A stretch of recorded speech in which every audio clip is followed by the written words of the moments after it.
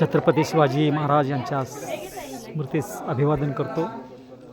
या ठिकाणी त्यांची समाधी आपण बघत आहोत आणि त्यांचं दर्शन या ठिकाणी आपण घेत आहोत। ज्या महाराजांनी संपूर्ण आयुष्य या देशासाठी आणि राज्यासाठी त्यांनी व्यतीत केलं, अशा राजाला मी अभिवादन करतो।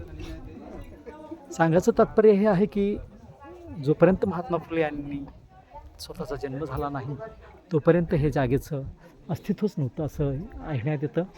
सर्वात सुरुवातीला छत्रपती शिवाजी महाराजांचं जे देहांत झालं, मृत्यू झालं, ते या ठिकाणीच, आणि हे समोर बोललं जातं की त्यांचं ते महादेव मंदिर आहे असंही बोलण्यात येतं।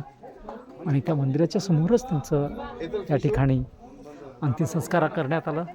त्याला छत्रपती शिवाजी महाराजांची समाधी म्हटलं जातं।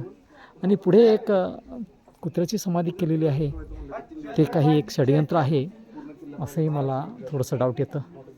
पण छत्रपती शिवाजी महाराजांची जी समाधी आहे ती महात्मा फुलेंनी शोध काढून घेतली, तेव्हा नंतर त्याच्यानंतरच या जगाला माहिती पडलं, या देशाला माहिती पडलं की छत्रपती शिवाजी महाराजांचं अंत्यसंस्कार या ठिकाणी झालं होतं। तरी याचं आपण नोंद घ्यावं। दुसरी ही गोष्ट आहे, हे जे समोर महादेव मंदिर आहे असंही बोलण्यात येतं, कोण मुसलमानचं मस्जिद आहे म्हटलं जातं।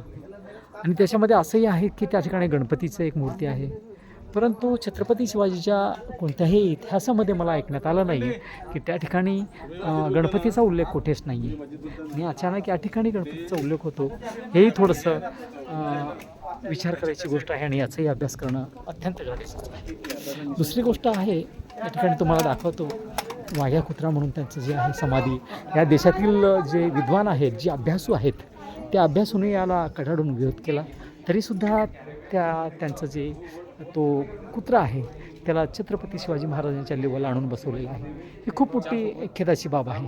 तुम्हाला दिसत आहे आता रेडीमेड बनवलेला आहे वरचा।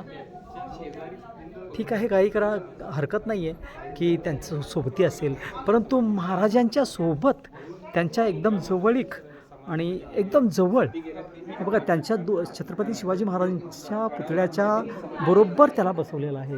हे खूप निंदनीय गोष्ट आहे आणि ही खूप अपमानजनक आहे। हे पहा, छत्रपती शिवाजी महाराजांचं आहे आणि सेम तिथे येऊन त्याला बसवलेलं आहे। म्हणजे किती अपमानास्पद या लोकांनी ही कहाणी निर्माण केलेलं आहे।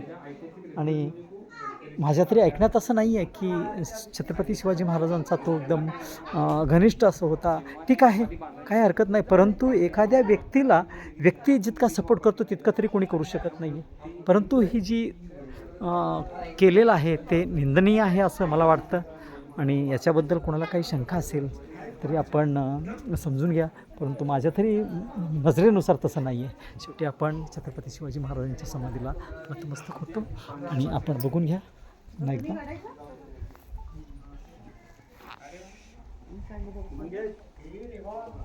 धन्यवाद।